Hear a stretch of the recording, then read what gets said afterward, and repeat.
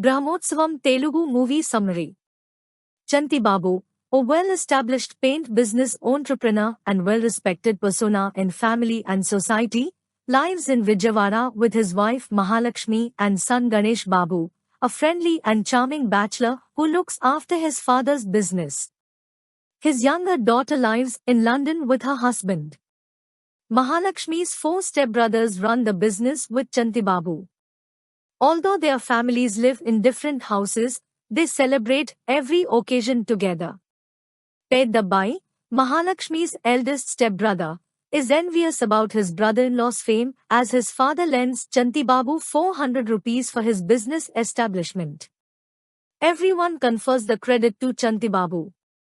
Peddabai stays separate from the crowd and celebration. His wife Rajalakshmi suggests marrying their daughter to Babu to reduce his pain. Peddabai struggles on how to put this idea in front of his brother-in-law.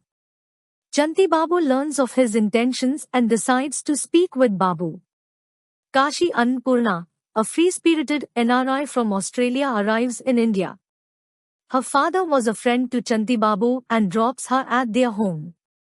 Babu and Kashi develop feelings for each other but differ on the idea of living with family as Kashi loves to live more individually and wants to explore more in life. The family goes on a tour to Ooty, where Kashi expresses her thoughts to Babu, and they decide to break up. Before bidding goodbye, the two kiss. Peddabai then leaves Ooty. This worries Chanti Babu, so he calls everyone home to settle down the disturbances. Peddabai bursts out on Chanti Babu and asks to leave him and his family. Saddened, Chanti Babu dies. Babu's sister's friend from London visits the family while on her way to Brahmotsavam. Babu tries to rebuild the relation with Peddabai, which does not work. He leaves for a road trip with her.